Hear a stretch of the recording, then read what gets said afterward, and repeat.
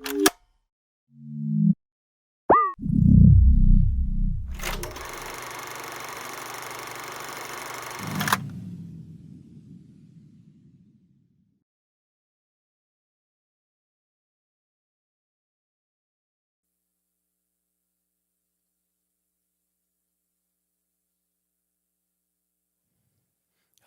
good evening. I'm really glad to be here this evening with you. Thanks for coming out to see the work. So I think in general there's two broad ways to form a lecture. One is to talk about like everything you've done, and the other is to talk about like a thin slice, like a narrow band of work. I think because the domain that we're working on in the workshop and sort of these ideas of exploring machine learning with cinema, tonight I've chosen to show you a narrow sliver of my work, but it's all the work I've done in the last 2 years. And so this image that you've had the opportunity to look at for quite a long time now will represent the first 20 years of my work. And then I'm going to talk about work from the last 2 years. So I think I'm very excited to share this work. Some of it has never been seen outside of the studio before.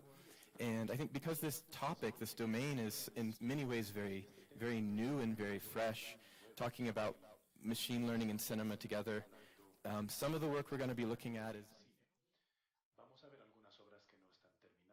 the idea is to think about these broader questions of creative practice in machine learning, and to do that through sharing this work with you this evening.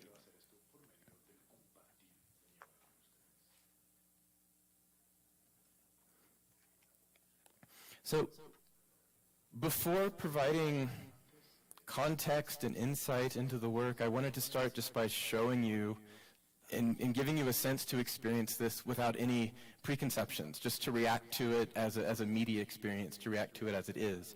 And so you can see the titles here. The work is called Untitled 4, 2 Dead, exclamation mark. It's a work unfinished from 2019. It runs at 60 frames a second. It's about 6 minutes long, and it's a piece of looping work.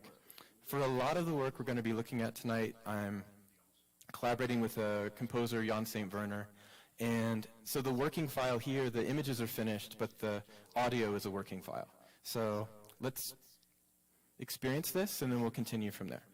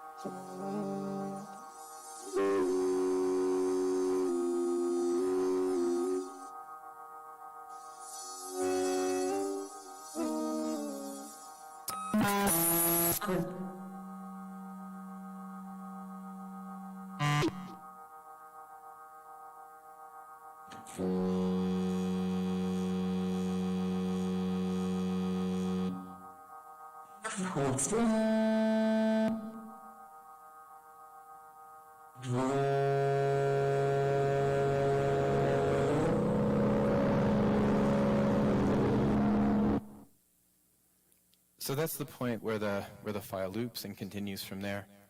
This is one of 5 different cinematic works that I'm currently creating, and they range in length from 2 minutes to 12 minutes. I think this is the only one that we'll see in entirety, experience the whole thing.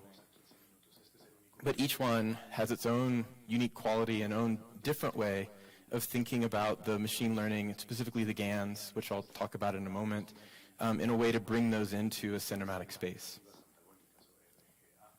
To break out of that for a moment, let's have a look at this diagram. This diagram represents my view of the world of the visual arts. So if we look at the right and think about software, that's where I've been working for the last 20 years, working in the space of software. And people have been working within software for over 50 years now. It's not a new space. And I think there's often a tendency to think about work made with emerging technologies as being isolated or cut off from these traditions, these thousands of years of culture in these other visual media. And so for me, this diagram will always be written rather than typeset because I want it to be in flux. I want it to be capable of changing. But even though I've been working with software for 20 years, I've also worked or have experience with all these other media as well. And my view is that it's far more interesting to think about software within the context of video, within the context of photography, than it is to think about software in isolation. And I think one example that's pretty clear from art history with this idea of blending media is the example of how photography changed painting. In the way some painters in the 19th century, like Thomas Eakins, were using photography as a part of the process to inform the paintings. but also the way that the existence of photography and what it was capable of doing encouraged a radical change within painting. And so all these media for me are a fluid space, and I'm very interested in compressing all of these media together rather than working with them in isolation. And I think one thing for me that's interesting about this diagram is the way that we move away from working with the hand and making gestures into capturing images. And so with photography, cinema, and video, we have this idea of bringing images from the world through lenses and capturing those. And then with software and with video to an extent, we have these new capabilities of synthesis, being able to construct things from instructions, from a notation or an idea to bring that into material. And the third part of this diagram is this idea of reproduction, which has been around for hundreds and hundreds of years. But I think this significant shift of digital reproduction, I feel gets glossed over, and we don't really concentrate on that or think about that as much as we might. I think the radical notion of digital reproduction is that there is no copy, that every single instance of that work is identical. And that's a very different way of thinking through with different ramifications than the prior forms of reproduction. So to make an example, we can think about constructing a circle. So within drawing and painting or printing, we can think about making that form. With photography, we can think about finding a circle in the world or the environment and then capturing that. But with software, it's a different way of thinking. We can make a notation or an instruction, and the circle gets constructed through that medium. So I've been thinking about the difference between these two words, what they mean.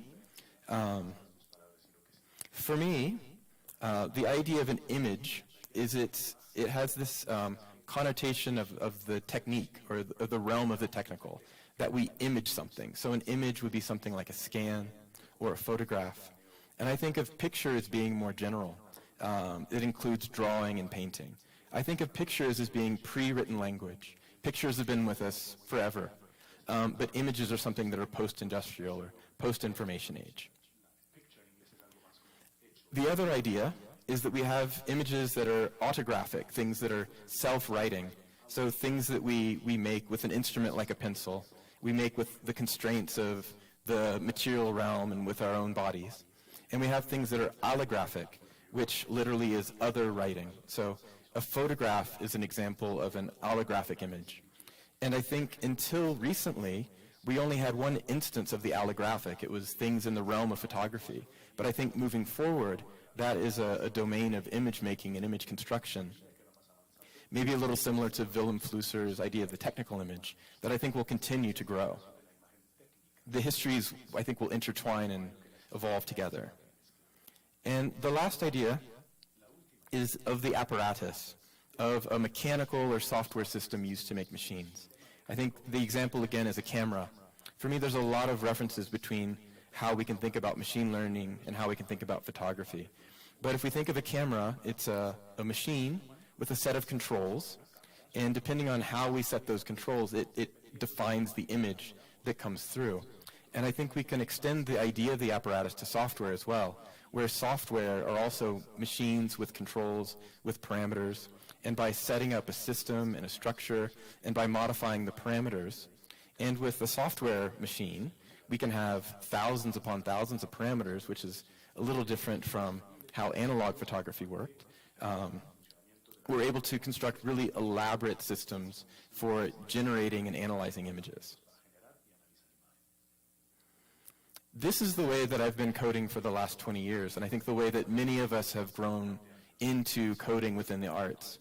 In these slides, you can see on one side the code, and on the other side the image that that code produces. So these are examples of the processing programming language that was mentioned in the introduction. And the idea of this coding environment was more than just the technical language. It was about the software, also about the community, and also about the process of education. So learning to code has been something that's been a part of engineering and science disciplines for decades upon decades. But it's more recent within the visual arts. And the idea is, how can we adopt these very powerful ways of thinking about systems and structures, and how can we bring them into the visual arts, not just to adopt them as they are, but how can we mutate them? How can we evolve them so that they make sense within the realm of the visual arts, this slide before, of this continuum from painting to software. Before we dig into the machine learning, one last idea. The difference between learning to use software and learning to create software. So learning to use software is something like using an email system to write a message, or learning word processing, or learning to use an image editor. A lot of the software systems that we learn, that we acquire and then use, are analogs of physical art systems. So for example, an image editor is an analog of a darkroom. A vector drafting or CAD system is an analog of a drafting table. What I've really been focusing on over the many years is the second notion of learning to create software. And the idea here is one of literacy. We know that within the realm of languages, we consider someone to be literate if they can read but also be able to write. And so we have this idea of software literacy, where you can use software, but you can also create and construct your own software. And I think that's really important as a community of artists, designers, and filmmakers, that we don't limit ourselves to things that software at the moment can do, that we understand the medium with enough depth that we can extend it beyond what it can currently do. And the way that we do that is by creating our own software, either as an individual or as a team or as a collaboration. But the idea is we learn enough about software that we can dig past the surface and to begin to imagine new media. Okay, just pause for a second. So here we are. We enter the realm of the present. I think one thing that defines the present in terms of the media arts and working with design and art and technology is that it's again a period of rapid change. How do we sort through all these words? What do they mean? How do we specify them and codify them? I think, well, to go back a little bit, AI is something that's been around since the 1960s. It's not a new topic. But I think it's come into the public view more than ever in the last few years through a lot of the emerging visual technologies that through the internet, through the web, have been able to spread. And I think these new ideas build on the old, but they also make use of emerging hardware. I think a lot of the advances in machine learning in the last few years have just been that the hardware is faster and more efficient. The ideas were there for a while, but they weren't pragmatic to work with. We needed to sort of wait for an evolution to begin to work with them in a different way. So my own work with machine learning has been specifically focused on GANs. And I've decided to work with GANs after looking at a lot of different instances of machine learning because of the kinds of pictures that they make. I'm really foremost and clearly interested in making images, making pictures. And so the important thing about working with GANs is that it's a two-step process. It's not direct like making a drawing.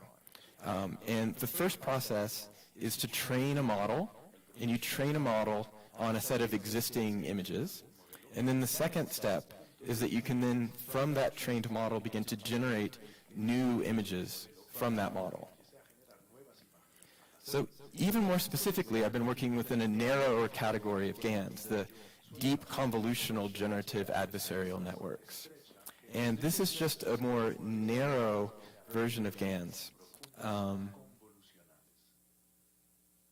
don't think this is the time or the place, and I'm probably not the right person to technically dig deep into how GANs operate. I operate at a level of an artist who utilizes them in the work. And what we're going to look at now is my perspective, the artist's perspective, on how GANs can contribute to this long evolution of painting to the present. So this is an example of an image produced with DCGAN. And I use DCGAN to make pictures that I want to see, pictures that I want to experience. And so all the images that we're going to be looking at are images that come from my practice and relate to what I want to produce. Let's look at a few more from the same training, the same series. So my personal goal with GANs is not to make realistic images. I'm not interested in representational images. I'm very interested in images that are dreamlike, images that relate to more of our subjective understanding of the world and have less to do with the objective. I think for me, it's a space in between painting and photography. Photography I find to be too literally captured from the world. And for me, this is a way of working with photographic source material, but moving away from that, that component of it. So the last three images were all produced with the same model. And one thing that I've been working on, even before GANs, was working on an edge between representation and the abstract, somewhere in between. Sometimes perception can shift back and forth. So the last three images work together as a set, but one thing about training a GAN model is that it's a wide space, and you have to search that space for the location of these different images within there. So this is another image from that same model, and this is another image from the same model. They evoke different kinds of moods, or they have different references that trigger different emotions. So with that, let's look a little bit and dig into how these models are trained. So this is the very beginning of a training. And this is a model that was trained on 100,000 pictures that I selected. I guess to be more clear, they're all the individual frames of a piece of film. So all the frames are extracted, and then crops are made of those, and that becomes the data set that the model's trained on. My own point of view with machine learning is that the primary agency as an artist is in training the model. It's in developing the images that you train the model with, and then after, it's curating those images and further manipulation. I think this is an example that's very similar to photography, where you go and you shoot a set of images. You may then look at what you have and then go out and shoot again, and you may complete that process a few times. The same is true with GANs.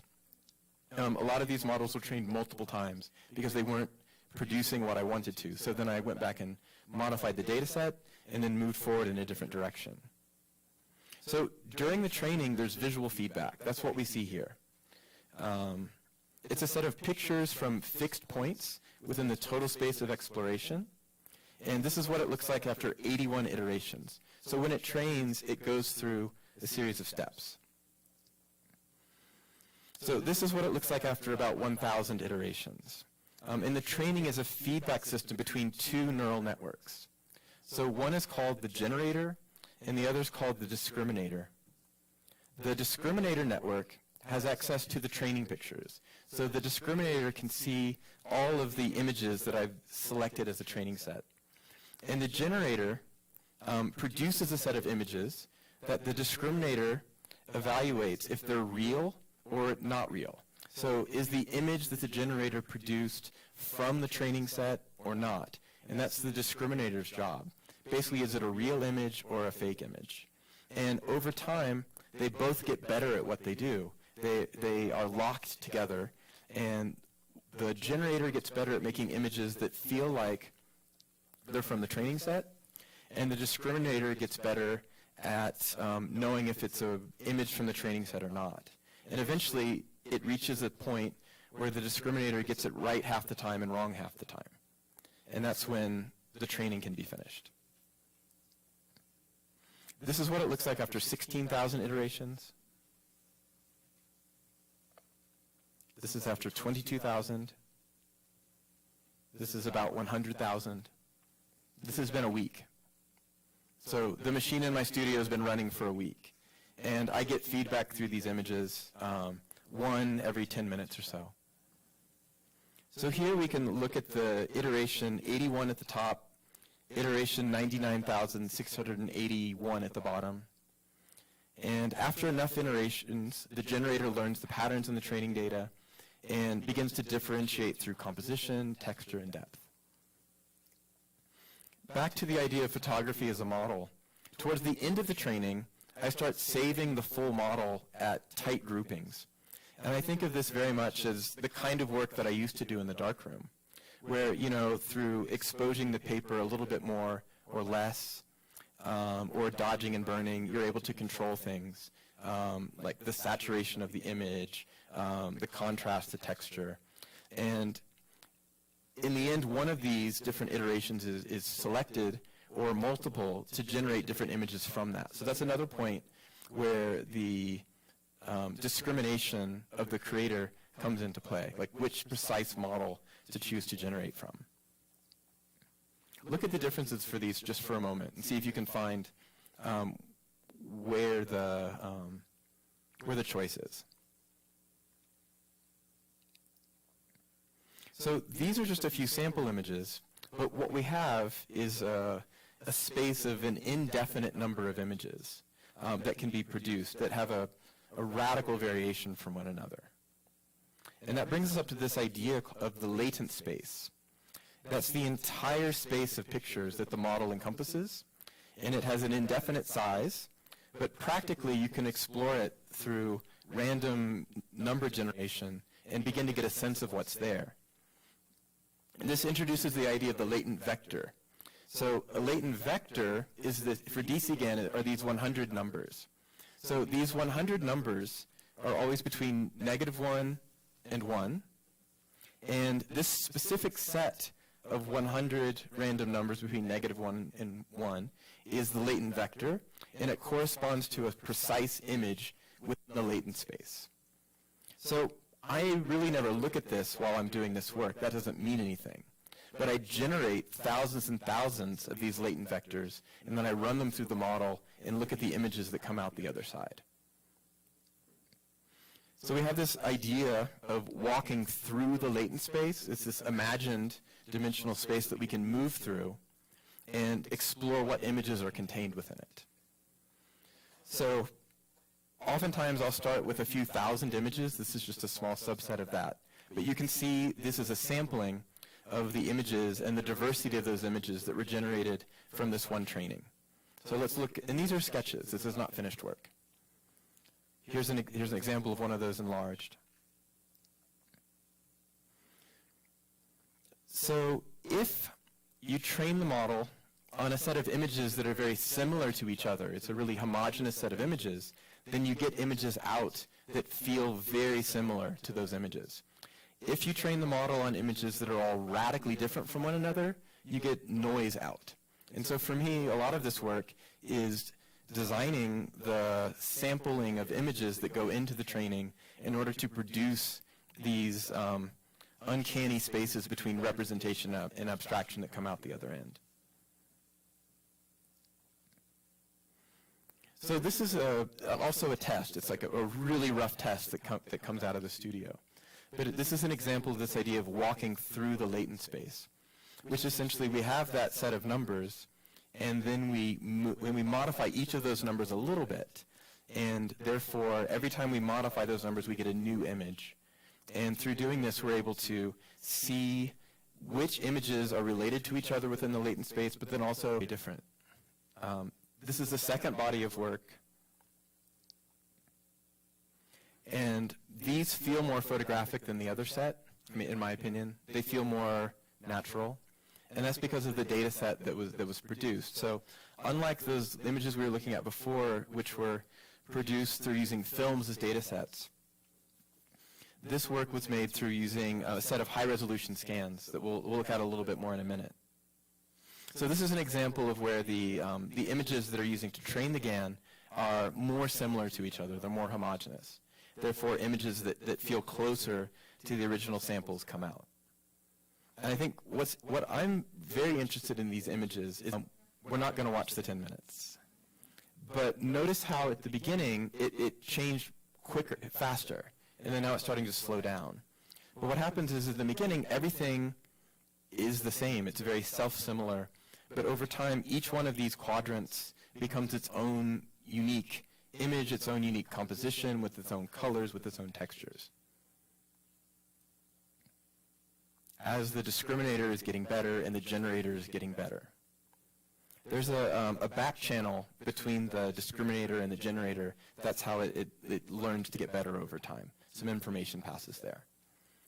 This work all grew out of this piece. Some of you may have seen this one.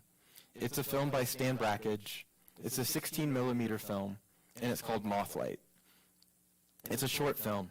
I think this film was a radical departure in 1963 when it was made, and it was made without a camera. It's an example of a cameraless film. And so he took clear film and sandwiched or collaged actual natural materials and it sort of with adhesive with glue, put them within the two pieces. And so what you can see here are moth wings and bits of natural elements that he collected around his studio. So let's watch a little bit of this film.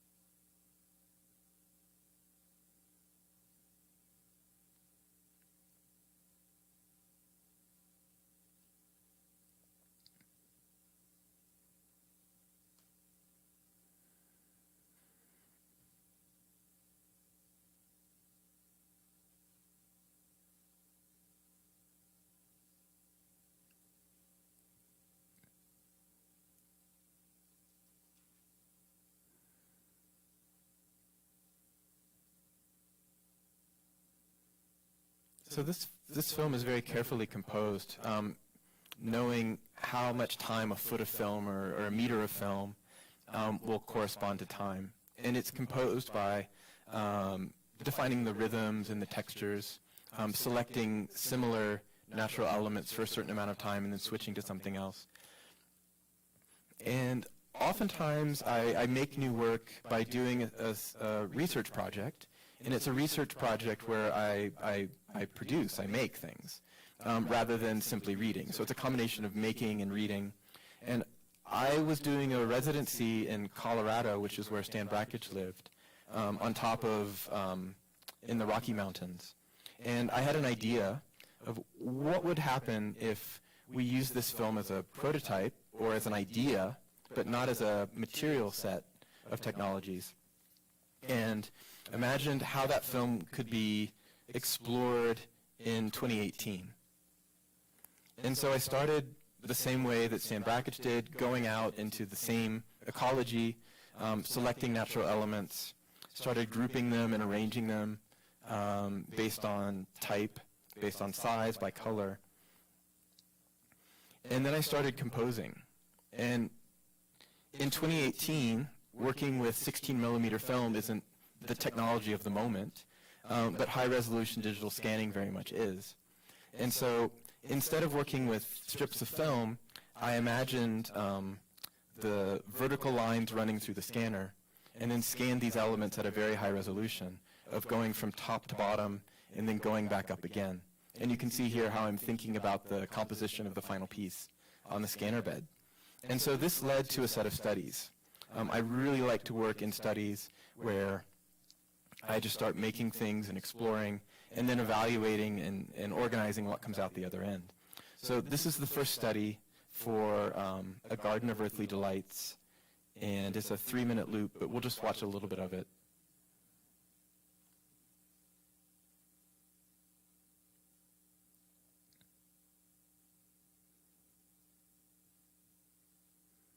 It has a very, very direct and straight line to Brakhage's work. These two films, A Garden of Earthly Delights and Mothlight, that we watched a little bit of. And the idea is to take that as a starting point and then to push it further and further. This was a next step, so this is study number 3. And I started thinking more about traditional film techniques and the idea of photograms, the idea of putting materials onto film and then exposing it directly to light. So this one's in relationship to a piece by Man Ray, a film made in 1926. But it's also made in the same manner of putting the elements on the scanner and scanning them at high res. and treating that image as a cinematic material.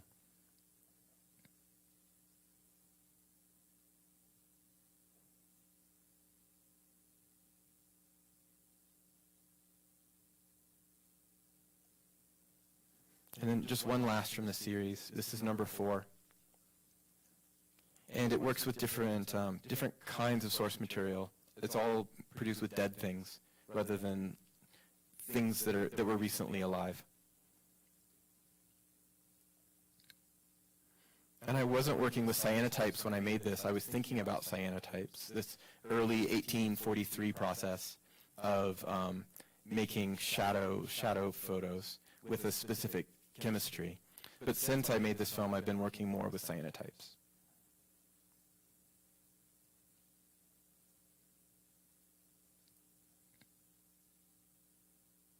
So that was the preparatory work.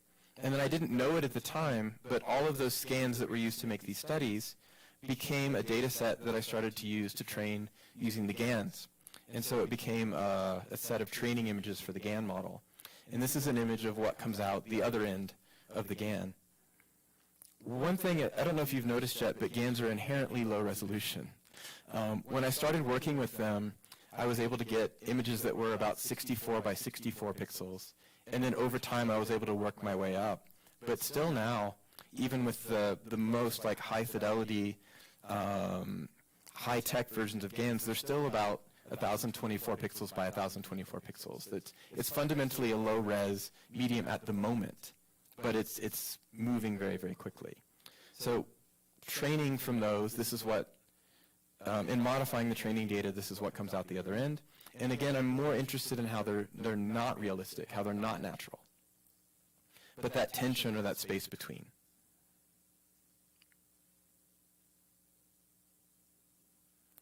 I caught a lot of like very, very tiny insects that you could barely see with the plants by accident. And when they crawl across the scanner, they produce these rainbows. And so those were in the source material, but it was picked up, and the GAN caught that, and then that artifact was translated into the final image too. So these images, I've decided to keep the pixels at hard edges in a way to emphasize their digital quality. While with the earlier work, I blur and add a little bit of noise in order to put them in a different realm.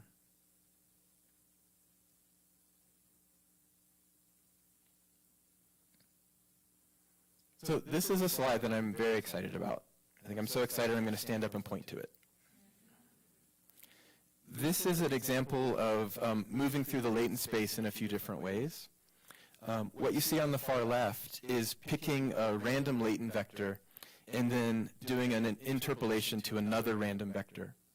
So you can see it cut and then move to that other image. And it's doing that sometimes quickly and sometimes slowly. It depends on the distance of those 2 points within the latent space. The one in the middle is the one that I'm most excited about, and we'll see that come up a little bit more. And what's happening there is, remember that the latent vector is numbers between 0 and 1, and usually we move within that space. But if you move one of those numbers, if you're moving it up, when you get to the edge, you move it back down to the bottom again, it changes part of the image, but it doesn't change the whole image. And so it's a little bit like a cut in film, but it's not, because maybe half the image stays the same or 3/4 of the image stays the same.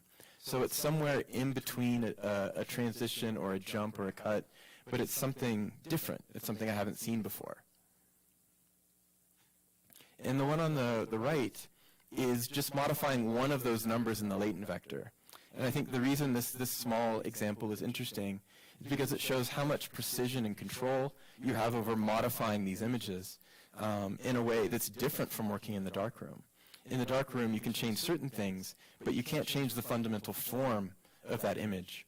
And so that work was done more in the context of photography than in cinema. So this is Study for a Garden of Earthly Delights number 9, and this is an example of after it's emerged from the scans more into the GAN space. in this one, every image is different from every other image. So it has a violence or an abrasion that's not there in some of the earlier work we looked at.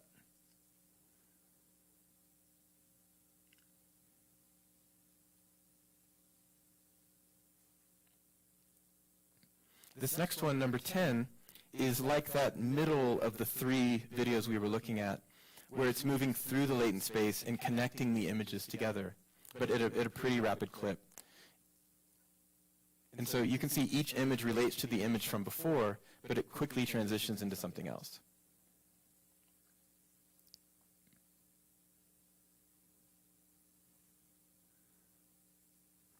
I wanted to return to this slide just for a moment as a way of transitioning into the next piece. This is the slide we were looking at before of the random latent vectors in the images produced by them. So over time, things moved more into the domain of pure software. And so this is a work of custom software written in the processing programming language that loads in a block of about 5,000 images. And what I'm excited about this work is that it breaks free from the machine of the cinema. So if we think back to the 19th century, before the invention of cinema, we still had cinematic media. We had magic lanterns that were performed. We had slides that you would put into these pre-cinema devices and perform at the rhythms and the paces that the performer was interested to perform with. But post-cinema and the standardization of cinema, we had the machine that fixed everything to 24 frames a second. And that became the international standard of moving through the images and pulling the frame through the machine at that speed. And I think what's very exciting about software is that you can move away from that 24 frames a second rhythm, and you can explore other kinds of ways of presenting the visual material. So let's have a look at this piece, which is a piece really largely about that.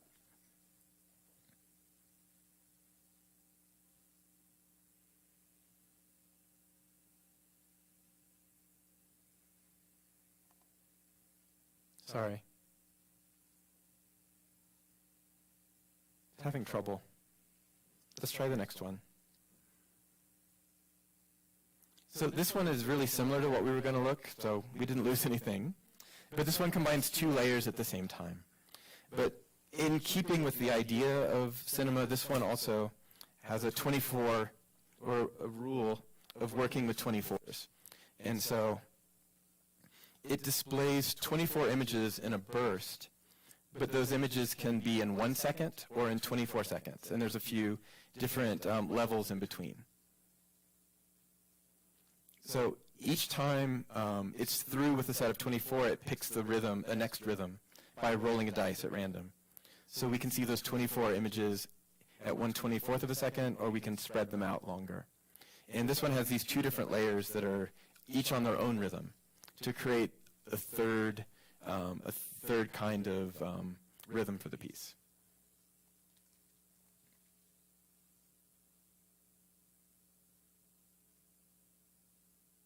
So this is a work that loads in a set of 5,000 fixed images. This is the other departure from the tradition of cinema. But those images can be displayed in a linear order, or it can be displayed in a random order. And these 2 layers can be put on top of each other. And so I don't think there's any moment where we're ever going to see the same image presented. Each image can also be inverted or flipped or rotated. And so we're always being presented with something new, even though we have a set of fixed frames to begin with. So we have new rhythms through the structure and the sequence, but also always different images as well.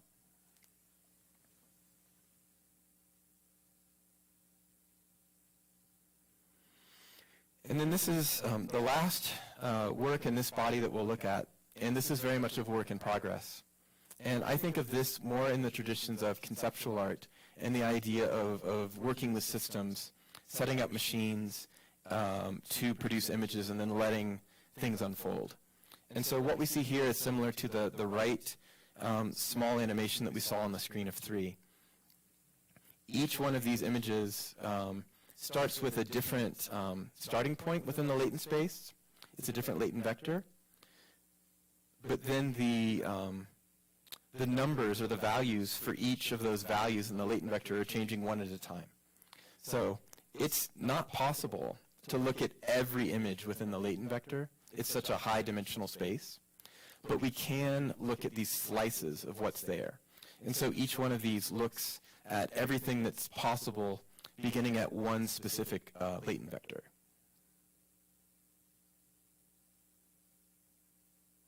And when you see those partial cuts, that's when one of those numbers wraps around. But it's numerically moving through the entire space. So we're seeing all the possible images starting at that beginning fixed point.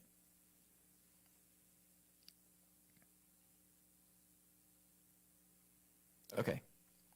This is a blank slide to clear our minds.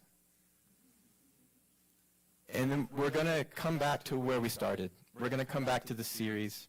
It's a series called Untitled Film Stills, where all of the work really comes from looking at historical films and using those historical films as the training sets. But within my context, I want to move away from the original images. Like, I want to produce images that feel like they come from that data set, but I don't want them to be recognizable from that original film. I want to produce something new, something different, by exploring that original source material. Basically, I want to find new films within the data of the original. So this work started as a set of photographs. Technically not photographs, but materially they're photographs. So this is the first set. And these operate as stills from the films that we'll see in a few moments. So that very first piece of cinema that we watched was derived from one of these training sets, and by setting up a set of stills and then interpolating or moving through that space in different ways. So here's an enlargement of one of those.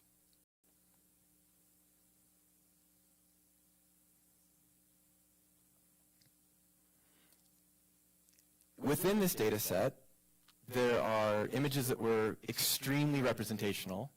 I got rid of all of those. And I kept some that have this feel.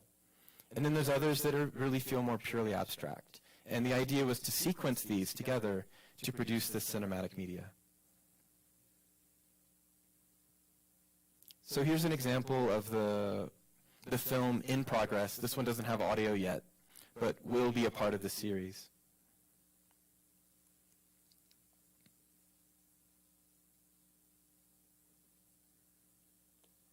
We'll just watch this for a short period of time.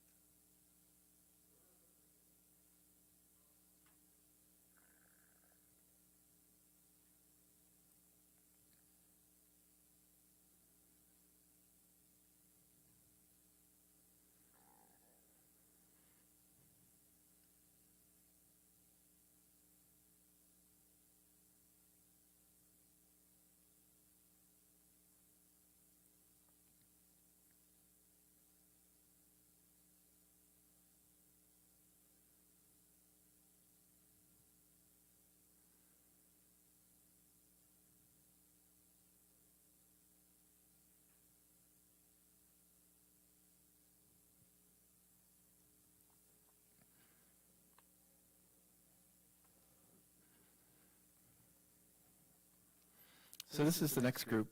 This is group number 2. Here are the selected images in order. Here are some of those stills with a little more detail.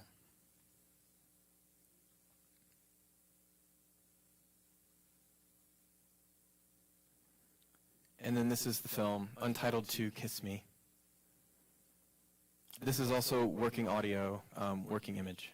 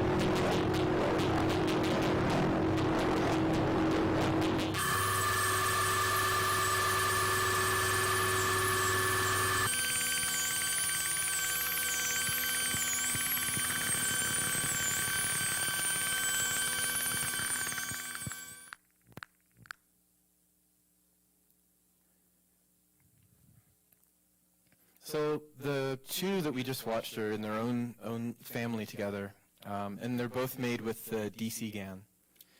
The final three are made with a new or a different GAN set of algorithms, set of code. It was written in a paper called Progressive Growing of GANs, and they train in a different way, and they have a different quality, different kinds of artifacts in the end. So this is set 3.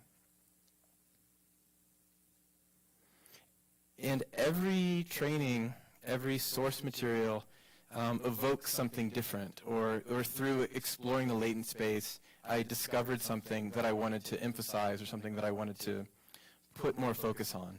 And so this particular one has images that are far more representational than the other trainings. It also has images like that are not. But then we have something like this, or like this. And then again, moving a little bit away. But this latent space also has the potential for things that are purely abstract as well. And so this piece of cinema combines and threads all of those together. And this one is quite long, it's 10 minutes, and the audio is very rough for this. So I'm just I'll arbitrarily cut it off short.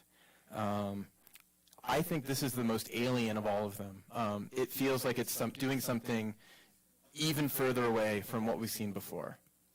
So let's get into it.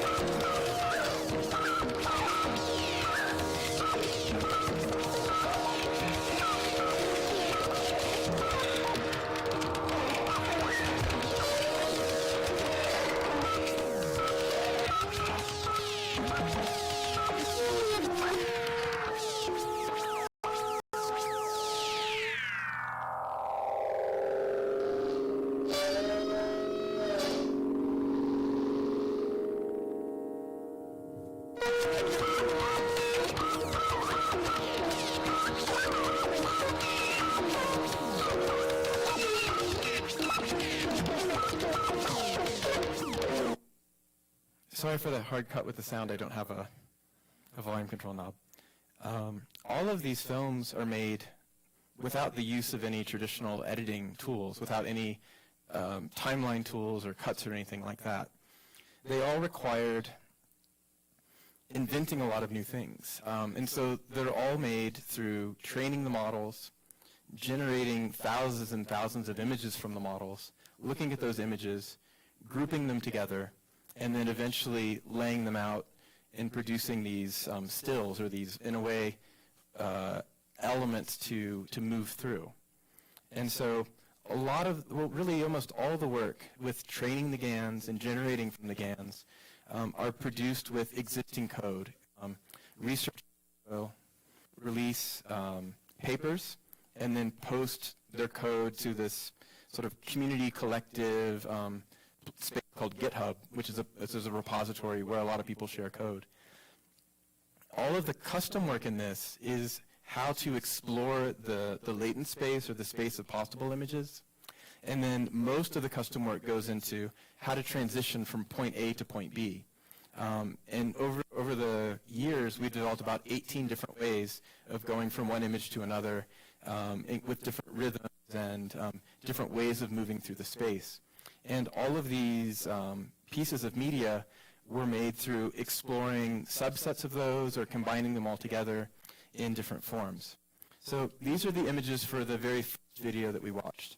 So we won't watch that one again. This is a new set. This is set 5, and it's I think it will probably be the last.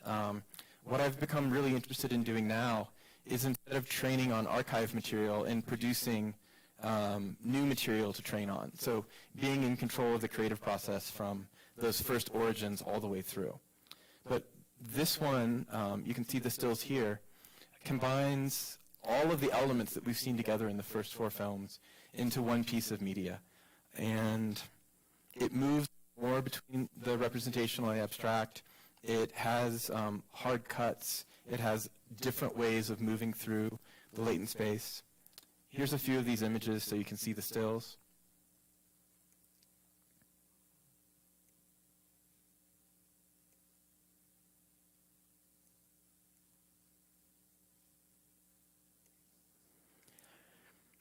This one's 4 minutes. It's relatively concise. It doesn't have audio now, which is a little bit uncomfortable to sit in a space together with no sound.